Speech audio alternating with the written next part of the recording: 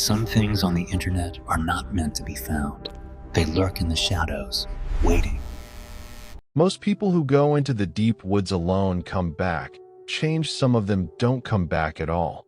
Tonight, 3 people submitted their stories, and honestly I wish they hadn't, because now I can't sleep either.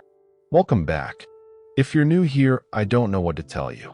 Maybe start with something lighter. You guys remember the lake house story from a few months back? Half the comments were people saying they'd never swim in open water again. This is worse than that. Tonight we have 3 stories. All of them submitted by real people. All of them set deep in the woods, the kind of woods where your phone dies. Your compass starts lying to you and the silence gets so thick it feels like something wearing a costume. I'm not going to spoil them, but I will say this. The first story is about a sound that shouldn't exist. The second is about something that watched a family for months without them knowing. And the third one has a detail buried in it that nobody in the comments has been able to explain. I've gotten over 400 replies on that one. Nobody has a good answer. Maybe you will. Get comfortable. You're safe right now. You're indoors, you've got light, and whatever is outside your window tonight is probably nothing. Probably. Let's get into. I've hunted these woods since I was 9 years old. I know every sound, every trail, every shadow. Or at least, I thought I did. My name is Dale. I'm 53 years old. I've been hunting whitetail in the Appalachians for over 4 decades, and I want to be very clear about something before I tell you what happened. I am not an imaginative person. My wife will tell you the same thing. I don't watch horror movies. I don't read fiction. I believe in what I can see, touch, and measure. I'm telling you this because I need you to understand that when I say something was wrong out there, I mean it the way an engineer means it when a bridge doesn't add up. Precise. Certain. No room for maybe. It was the second Saturday of November. Pre-dawn, maybe 4:30 in the morning. I'd driven up the mountain alone. My hunting partner Ray had a bad knee that season, so it was just me and my gear and my father's old thermos full of black coffee. That thermos is older than I am, dented on one side from a drop in 1987. I bring it every year. It's the kind of thing you don't think about until you're sitting alone in the dark at 4:30 in the morning, and then it feels important. Like proof that you belong somewhere. I set up in my blind about a quarter mile off the main trail. I've used that same spot for 11 years. I know the way in the dark by feel. Third boulder on the left. Duck under the hemlock branch. Follow the creek sound until it bends right. I could walk it with my eyes closed. That morning, I did it without a flashlight just to prove I still could. The woods were cold and clean and absolutely perfect. 31 degrees. No wind. The kind of quiet that feels earned, like the mountain is rewarding you for showing up early. I poured a cup of coffee, settled into the blind, and watched the tree line begin to separate itself from the sky. I was completely at peace. That's the part one keep coming back to. How at peace I was. The first time I heard it, I thought it was Ray. Which makes no sense. Ray was 3 hours away with his bad knee propped up on a recliner. I knew that. But when you hear your own name called out in a familiar register, your brain skips the logic and goes straight to recognition. That's just how it works. Dale. One word. From somewhere northeast of my blind, maybe 200 yards out, deep in the hemlocks where the canopy gets thick and the light comes in wrong, even at midday. I lowered my thermos and turned my head. Waited. Nothing. Deer spooked voices, so I stayed quiet. Figured it was a hiker, maybe somebody who'd seen my truck at the trailhead and wanted to let me know they were moving through. I'd have done the same. Common courtesy in shared woods. 2 minutes passed. Maybe 3, I turned back toward the meadow. Dale. Same direction. Same distance. Same flat, even tone. I set down my thermos and called back, not loud, just enough to carry. Yeah. Over here, coming through. Silence. not the comfortable silence from before. Something had changed in it. The woods had been full of small sounds, a woodpecker somewhere to the south, the creek, the occasional tick of branches settling in the cold. Now it was like a recording had been paused. Total. Absolute. I told myself. Sound carries strange in these hollows. Somebody hiking in. Thought they saw someone they knew, moved on. It happens. I've had conversations with my own echo in these mountains before. Then it called my name a third time. And here's the thing nobody believes when I tell this part: it didn't sound like it was trying to fool me. It sounded like it didn't care if I knew. It was my name, the right syllables, the right shape. But underneath it was something else, something with a texture that didn't belong in a human throat. Like the word had been assembled rather than spoken. Learned, not lived. I sat very still for a long moment. My instincts, honed over 4 decades in the field, were sending me a clear signal. Not the adrenaline spike of spotting a buck. Something lower and older than that. Something that said, you are being observed by something that knows your name, and it is not a person. I began packing my gear slowly, deliberately, the way you move around an animal you don't want to provoke. I decided I'd relocate to my secondary blind, the one further south along the ridge. Give whatever this was some space. Let it pass through. I shouldered my pack and stepped out of the blind. That was when I noticed the tracks in the soft mud around the creek bank. Circling, not approaching, not leaving, circling the blind in a wide, patient loop. Whatever had been calling my name hadn't been standing still at 200 yards. It had been moving around me the entire time. I want to tell you I stayed calm. I didn't. I moved fast, south along the ridge, keeping the creek to my left.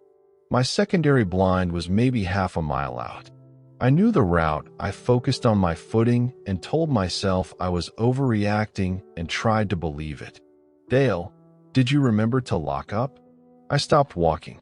That sentence, in that voice, my wife's voice, or something that had studied my wife's voice closely enough to reproduce its rhythm. Those were the exact words she'd said to me that morning at 5:15 when I'd kissed her goodbye in the dark kitchen. I had said, yeah, already did. She had said, okay, be careful. I had walked out the door, gotten in my truck and driven 2 hours into the mountains. There is no version of reality in which those words should have been in those woods. Hey, watch the road. There's ice past the bridge. My own voice now. Something I'd said on the phone to Ray the week before. Be careful. My wife again. It was pulling language, assembling sentences from things I'd said, things I'd heard, stitching them together in the wrong order like a child who has learned to read but doesn't understand the words. And it was getting closer. I could feel it, not hear it.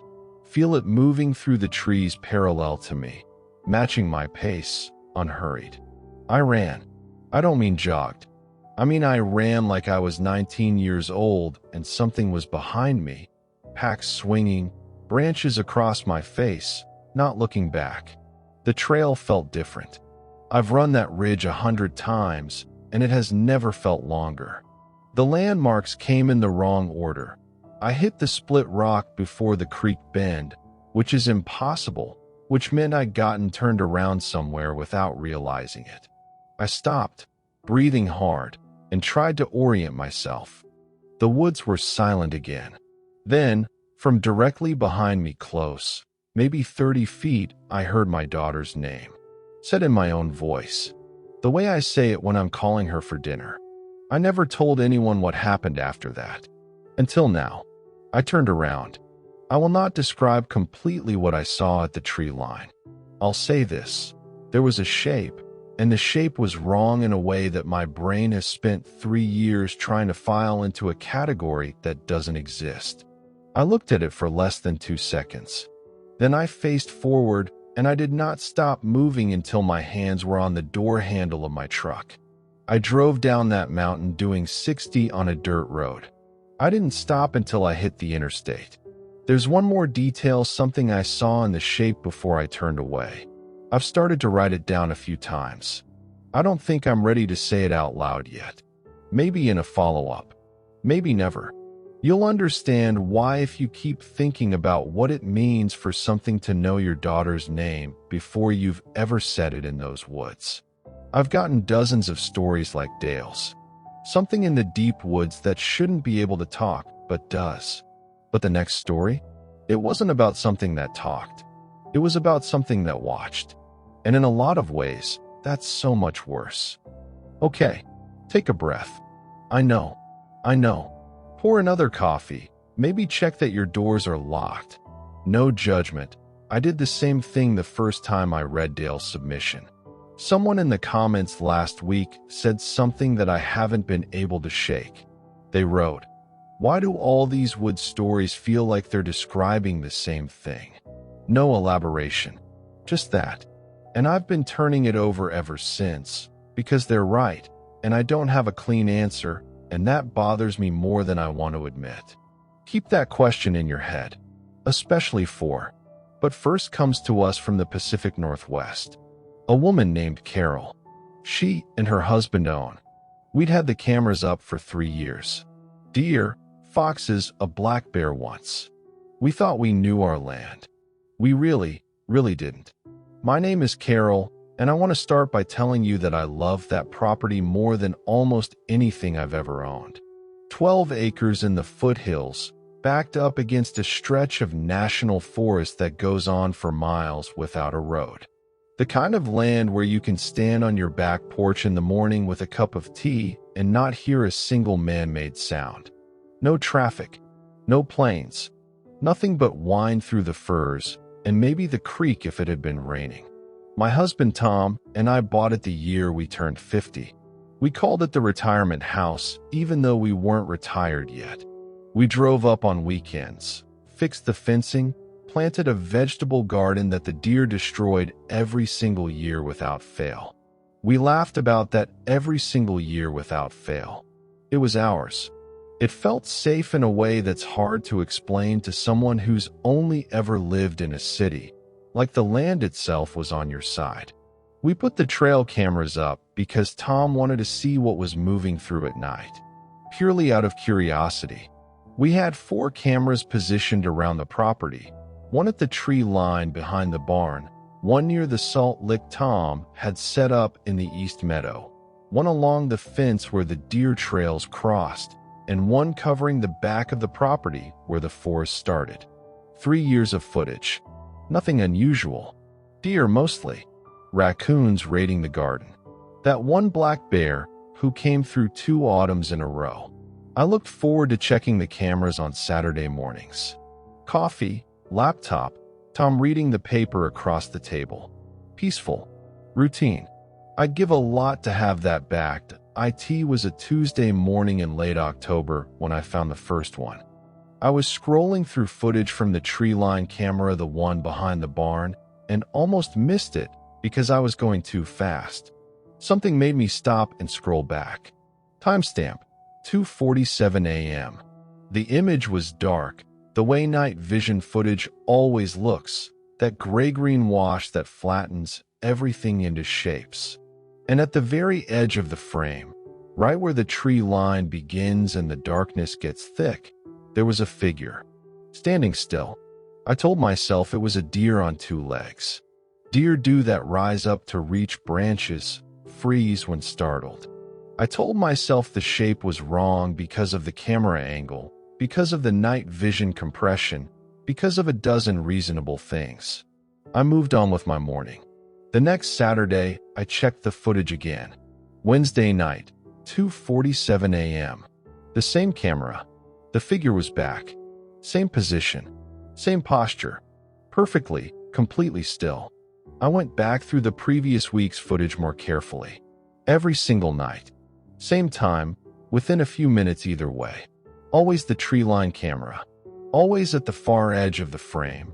Always just barely out of clear resolution, like it knew exactly where the frame ended. I didn't tell Tom that week. I told myself I was waiting until I had more to show him, but honestly, I think I was afraid of what it would mean once I said it out loud. The following Thursday, it was closer. Not at the tree line. Halfway across the backyard, standing between the barn and the woodpile, clear enough that I could see it was taller than Tom, and Tom is 6'2", and that it was facing the house. Showed Tom that morning. He watched the clip twice without saying anything. Then he said I was probably overreacting, that it was likely a neighbor cutting through the property, that the timestamp could be off on the camera, that there were a dozen explanations. He said it the way people say things when they are working hard not to believe the alternative. That Saturday, I found the clip from the previous Tuesday. Same camera, 2:47 a.m. The figure, closer still now, no longer at the edge of the frame but near the center of it, standing in the open yard in the dark, looking directly at the camera, not toward it, not in its general direction, at it, with the focused, deliberate attention of something that knew exactly what the camera was and had decided it no longer needed to stay at the edge of the frame. Tom watched that 3 times. Then he put on his boots and his coat and went outside. He walked to the tree line and spent about 10 minutes out there. He came back inside, took off his boots, washed his hands at the kitchen sink, and went and sat in the living room. He hasn't told me what he found out there. Not that morning, not in the weeks that followed, not once in the 3 years since. And we've been married 22 years. We don't keep things from each other. We never have. Whatever he saw at that tree line, he made a decision that I was better off not knowing. That silence has cost me more sleep than the footage ever did. We pulled the cameras down the following week. Tom's idea. He said it wasn't worth the anxiety, that whatever was on the footage was probably mundane and we were catastrophizing, that we should just take them down and enjoy the property without the constant reminder that the woods were full of things moving around at night. I agreed because I wanted to agree, because I wanted him to be right. For about a month, things felt normal. We went up on weekends, worked in the garden, had friends over for dinner twice. The second time, 6 of us sat around the kitchen table until almost midnight, eating and laughing and drinking wine, completely at ease. I remember thinking, see, it's fine. This is still our place. We're okay. Tom had left one camera up, the one inside the barn, angled at the equipment. He'd had a gas can go missing and thought maybe kids from the road were coming through. He hadn't mentioned it to me, and I hadn't thought to ask. 3 weeks after that dinner party, he came and found me in the garden and asked me to come inside and look at something. His voice was even, too even. The barn camera. The night of our dinner party. Timestamp. 9:34 p.m. Right in the middle of dessert. Right when I remember raising my glass for a toast because someone had gotten a promotion. Right when all 6 of us were loud and warm and completely oblivious. The barn is 40 feet from the kitchen window. At 9:34 p.m., something was standing inside the barn. Not crouched near the entrance. Not moving through. Standing in the center of the barn, in the open space between the tractor and the workbench, facing the window that looks toward the house. Toward the lit kitchen where we were laughing. Just standing there. Watching the light. We stopped going up on weekends after that. Tom called the realtor in January. We sold the property in March, took less than we wanted, and didn't look back. I've driven past the turnoff once since then, by accident, and I felt sick to my stomach for the rest of the day. I don't hike anymore. I don't go anywhere I can't see in every direction. People think that's an overreaction, and I've stopped trying to explain it to them. The last image on the camera, the one from the following night, the one Tom found a week after the barn footage, the one that made us call the realtor the very next morning, I've never shown anyone. I deleted it from every device it touched. I'm not going to describe it in detail. I'll only say this, it wasn't standing outside anymore. You would have deleted it too. I'm going to be straight with you for a second that I read a lot of submissions. Most of them I can process, file away, move on. This next one I couldn't do that with. I've come back to it more times than I can count, and it unsettles me in a different way than the others, not in my chest, where fear usually sits, but somewhere further back. Quieter, harder to reach. So, if you need to step away, now's the time. Get a glass of water, check on the kids, let the dog out. No one's keeping score. Story 3 is different, that it's not about what something did. It's about what something wanted. Still here?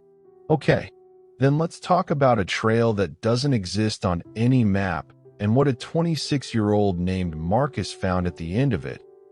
I've been trying to figure out how to tell this story for 3 years. I've started it maybe 50 times. The problem isn't remembering what happened.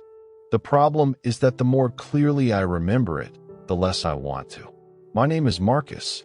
At the time of this, I was 26 years old, working a desk job I hated in Portland, and spending every available weekend in the backcountry because it was the only place I felt like I could think straight. Solo backpacking, multi-day trips, off-trail when the terrain allowed, the kind of hiking where you don't see another person for 3 or 4 days, and that's the whole point.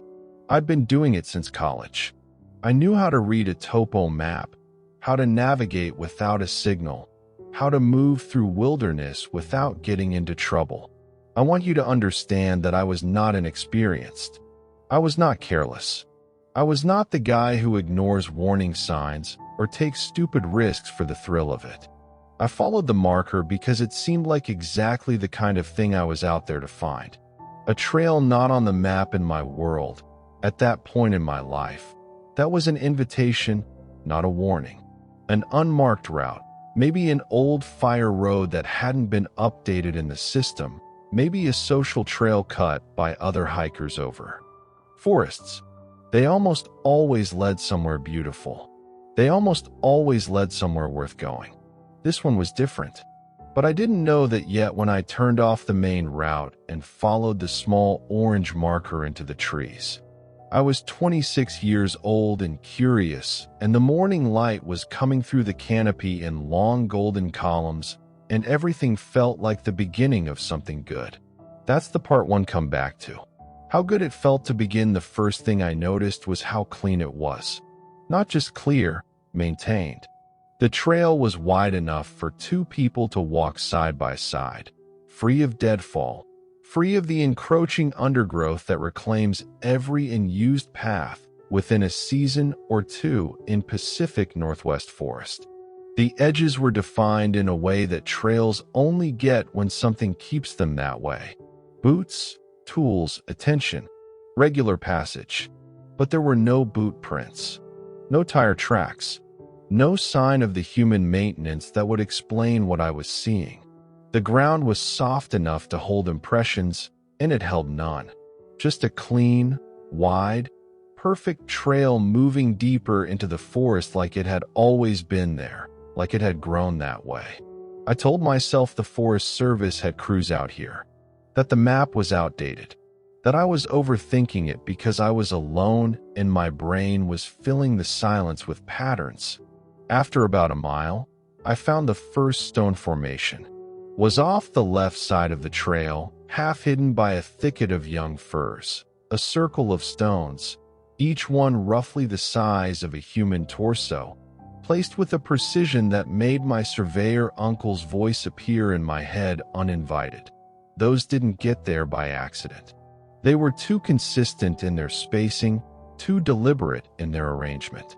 The stones themselves were old, older than old, dark with lichen and sunk slightly into the ground the way objects get when decades of seasons have worked around them. Not recently placed, not recently touched.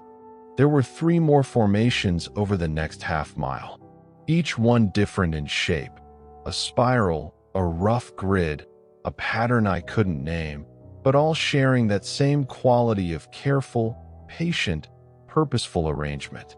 I photographed all of them. I told myself they were indigenous markers, ceremonial sites, something anthropological, inexplainable. I kept walking. The camp was another quarter-mile in. A clearing, maybe 30 feet across, sheltered by old growth on 3 sides. A fire ring stones again, carefully placed. A weathered tarp strung between 2 trees at a competent, practiced angle. And beneath the tarp, on a flat rock that served as a makeshift table, a cook pot, a folded bandana, a half-used canister of camp fuel, and a journal with a red cover, water-warped but intact. The food in the pot was recent. A week old at most. I could smell it, and it hadn't turned fully. Whoever had been here had left in a hurry or had planned to return. I picked up the journal. I read 3 pages. I'm not going to tell you everything that was in it, but I will tell you this: the person who wrote it had been on this trail before, more than once. The entries spanned what looked like 3 separate trips over the course of a year. And by the 3rd page, it was clear that they were not documenting a hiking experience. They were trying to establish rules.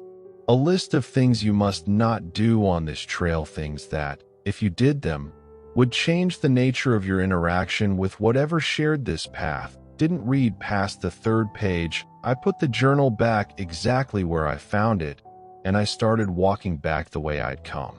Except the way I'd come wasn't there anymore. I don't mean I got turned around. I know what disorientation feels like. I've been turned around in the backcountry before.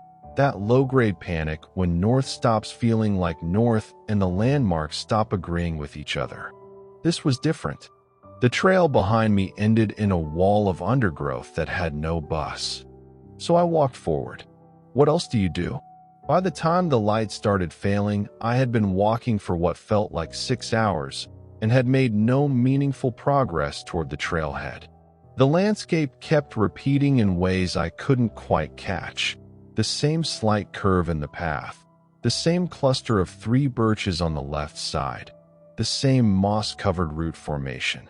Not identical, close enough to notice only when you were already afraid. I made camp.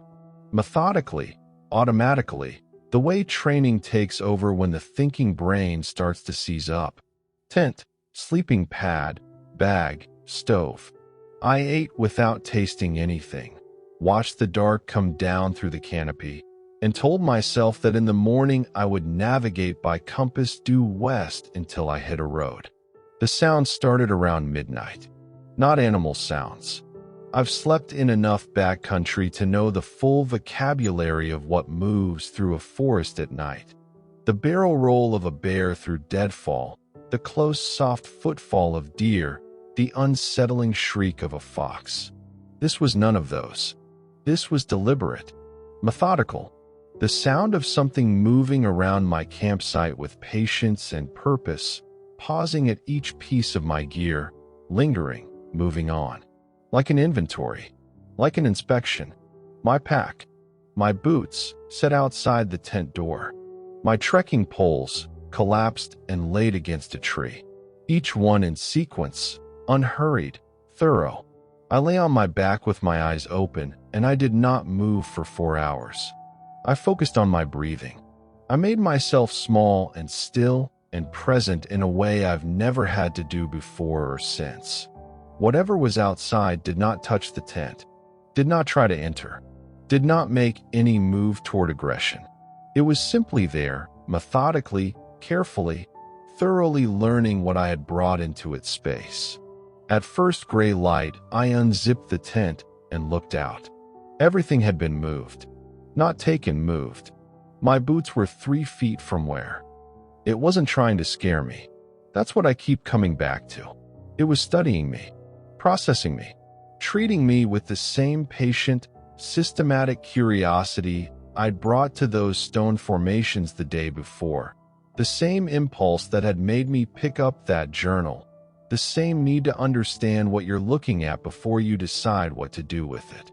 And I genuinely think, that if I had opened that tent door in the night, it would have let me see it. It wasn't hiding. It had made no effort to be quiet or invisible or undetectable. It wanted me to know it was there. It wanted me to be aware of being studied the way I had been studying its trail, its stones, its abandoned camp. And I don't know which possibility scares me more, what it looked like, or why it wanted me to know it was there. 3 stories, 3 different people, 3 different forests separated by thousands of miles of American geography. No connection between them, no shared friends, no overlapping locations, no reason their accounts should fit together the way they do. And yet, a hunter in Appalachia who had walked the same trails for 40 years, who knew every sound those woods could make, and heard something that had learned his name. A couple in the Pacific Northwest who thought they owned their land, who had cameras watching the dark for 3 years, and found out something had been watching back the entire time. A backpacker in a national forest who followed his curiosity down an unmarked trail and spent a night being cataloged by something that approached him with the same systematic attention he brought to its territory. None of them were hurt. That's the thread. That's the thing I can't get past. Dale made it to his truck. Carol and Tom sold the property and walked away. Marcus found his way out at dawn, compassed due west, and hit a fire road before noon. Whatever was out there, in each case, in every single case, it had the opportunity. It had the proximity. It chose.